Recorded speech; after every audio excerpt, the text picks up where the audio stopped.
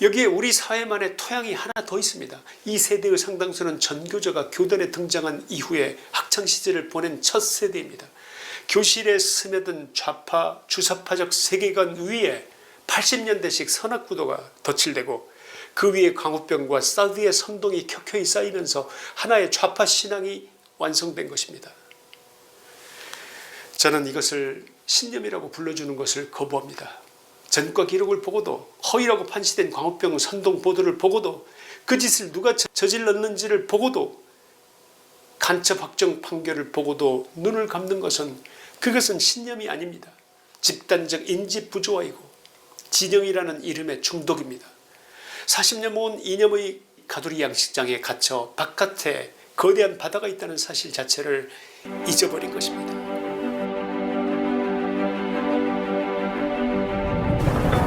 1984년 겨울 경상북도 고창의 한 부대에서 방위병 하나가 사라졌습니다. 병적 기록에 약 7개월의 군무이탈 그리고 군헌병대에 의한 체포 그리고 이어서 30일의 영장 구금이 기재되어 있다는 주장이 지난 7월 6일 국회 기자회견장에서 나왔습니다. 그리고 42년이 지난 2026년 오늘 그 의혹의 당사자로 지목된 사람은 대한민국 45만 명의 군 장병을 지휘하는 국방부 장관의 자리에 앉아 있습니다. 안규백 바로 이 사람입니다. 국민의힘 최보윤 수석대변인은 이렇게 논평했습니다.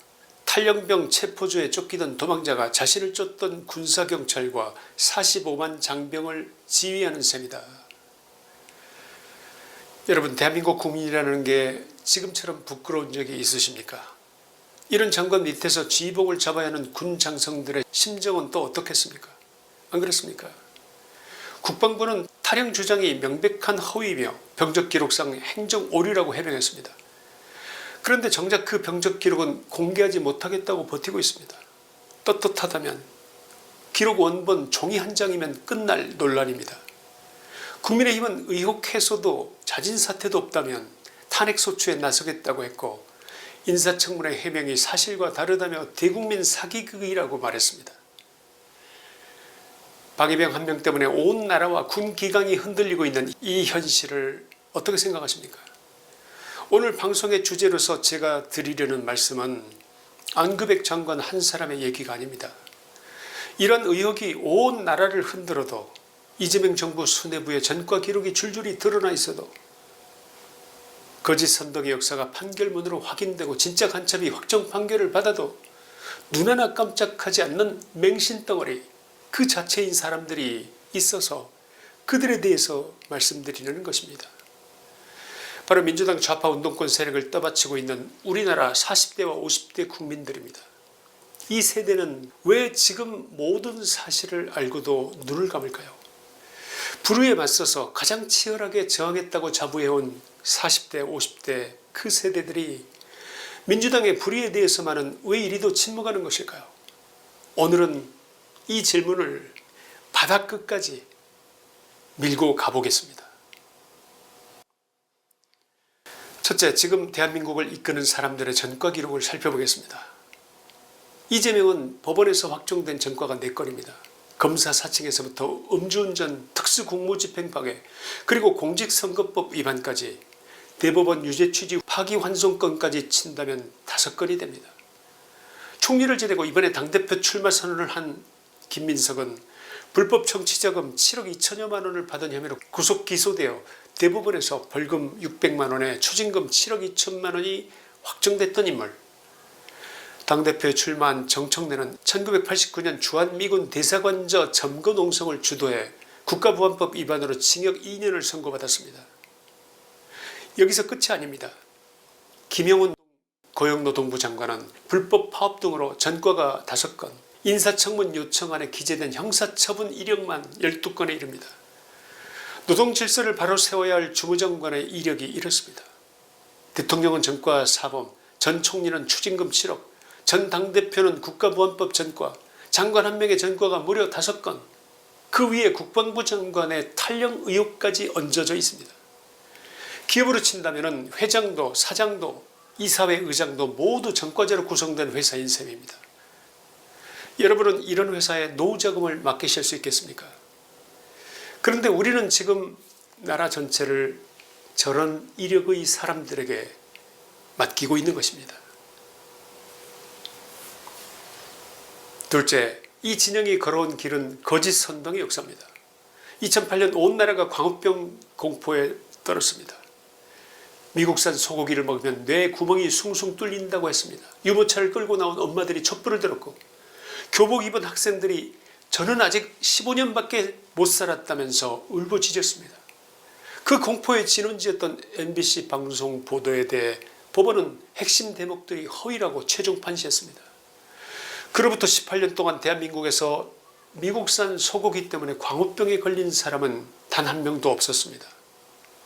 2016년에 경북 성주에서 사드 전자파에 참외가 튀겨진다고 했습니다.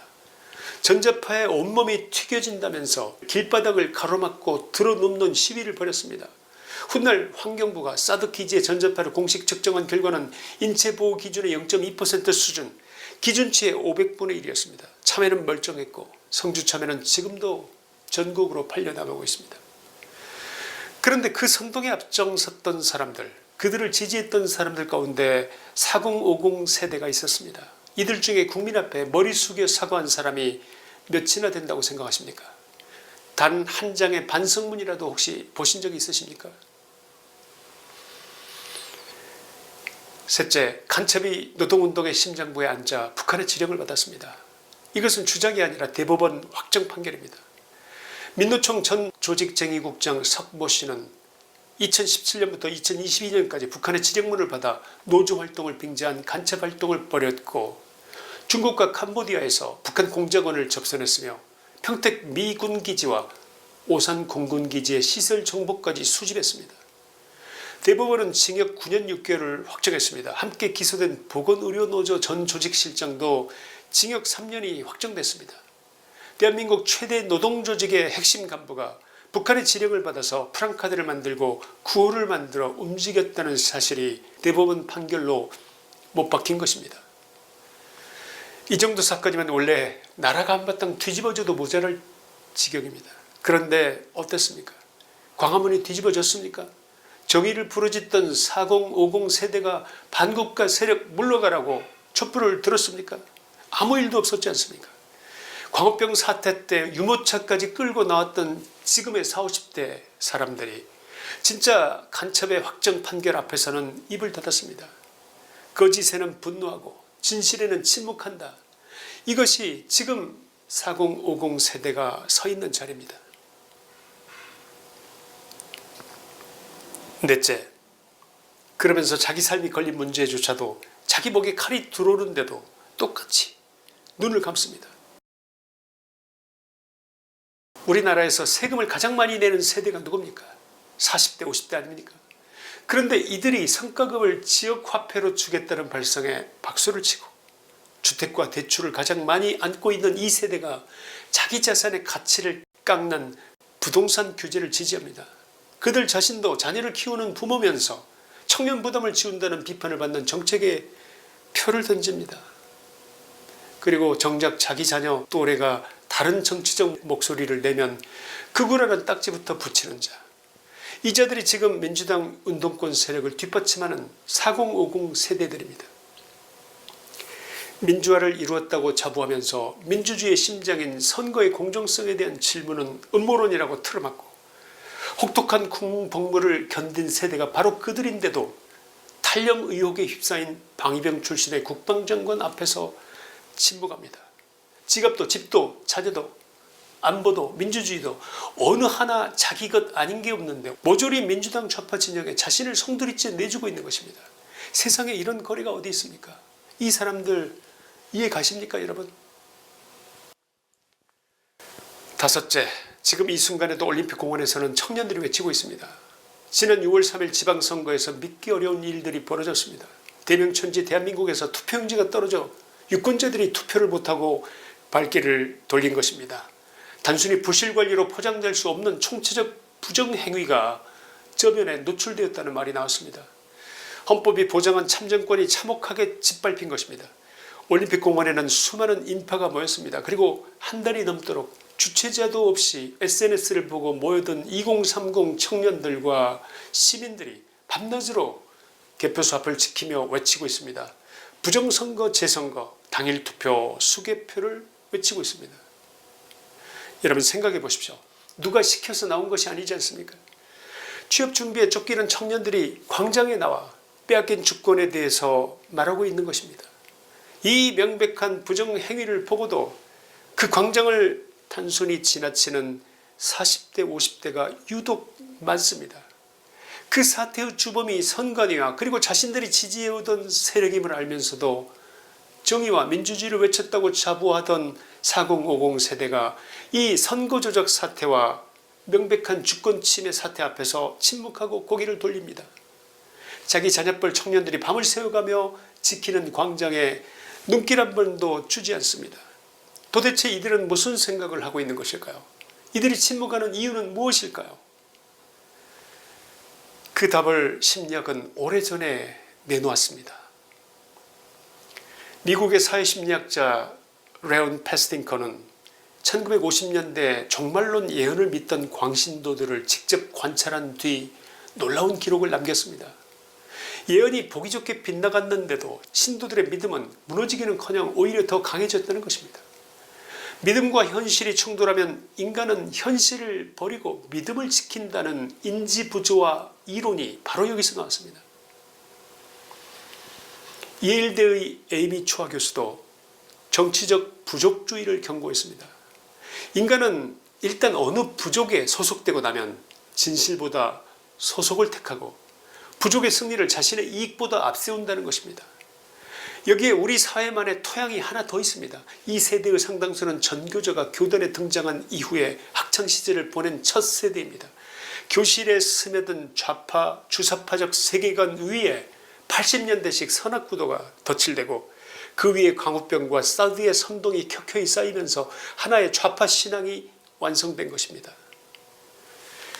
저는 이것을 신념이라고 불러주는 것을 거부합니다. 전과 기록을 보고도 허위라고 판시된 광우병 선동 보도를 보고도 그 짓을 누가 저질렀는지를 보고도 간첩 확정 판결을 보고도 눈을 감는 것은 그것은 신념이 아닙니다. 집단적 인지 부조화이고 진영이라는 이름의 중독입니다. 40년 모은 이념의 가두리 양식장에 갇혀 바깥에 거대한 바다가 있다는 사실 자체를 잊어버린 것입니다. 결론입니다. 40대 50대 여러분께 묻습니다. 젊은 날에 여러분은 불의 앞에서 침묵하는 어른들을 경멸하지 않았습니까? 민주주의를 달라고 외치던 그 시절의 함성을 이제 와서는 정말 잊으신 겁니까? 오늘 거울 앞에 한번 서보십시오. 전과 기록 앞에서 눈을 감고 허위로 판시된 선동에 박수를 보내고 간첩의 확정 판결에 하품을 하고 투표용지가 없어 발길을 돌린 이웃 앞에서 고개를 돌리는 사람이 거기 서 있습니다. 그 사람이 젊은 날에 여러분이 그토록 경멸했던 침묵하는 어른과 무엇이 다릅니까? 지금 여러분이 비워둔 광장을 여러분의 자녀들이 지키고 있습니다. 한여름밤을 새워가며 부모 세대가 내팽개친 숙제를 자식 세대가 대신하고 있는 것입니다. 부모로서 이보다 더 부끄러운 일이 어디 있습니까? 사회의 기둥이 되어야 할 세대가 기둥은커녕 무너지는 집을 물끄러미 바라보는 구경꾼이 되어 있지 않습니까? 이미 눈을 뜨고 자녀들 곁에 선 4050 세대도 적지 않다는 것을 물론 잘 압니다. 그래서 우리는 이 세대를 포기해서는 안 됩니다. 어느 날 문득 잠든 자녀의 얼굴을 내려다보게 되는 날이 올 것입니다. 그 고요하게 잠든 얼굴 앞에서 스스로에게 묻게 될 것입니다. 내 아이가 살아갈 나라는 어떤 세상인가? 탈영 의혹을 받는 광의병 출신이 나라를 망가뜨리려고 해도 눈 하나 깜짝하지 않고 간첩이 노동운동을 좌지우지해도 아무도 분노하지 않고 선거 부정 의혹이 전국을 달구는데도 아무도 책임지지 않는 나라를 나는 정말 이 아이에게 물려줄 것인가? 그 질문 앞에 정직해지는 순간 40년 묵은 좌파 운동권 세력이 걸어둔 최면은 금이 가기 시작할 것입니다. 4050 세대가 정신을 차리고 눈을 뜨는 날, 거짓과 진실이 제자리로 돌아가는 날, 그날이 이 나라가 다시 일어서는 날입니다. 그날이 오면 올림픽 공원의 밤샘 함성이 헛되지 않았음을 역사가 기록할 것입니다. 저는 그날이 반드시 온다고 믿습니다. 그리고 그날을 앞당기는 것이 오늘 우리가 이 방송을 하는 이유입니다. 김치환의 시사이다였습니다. 감사합니다.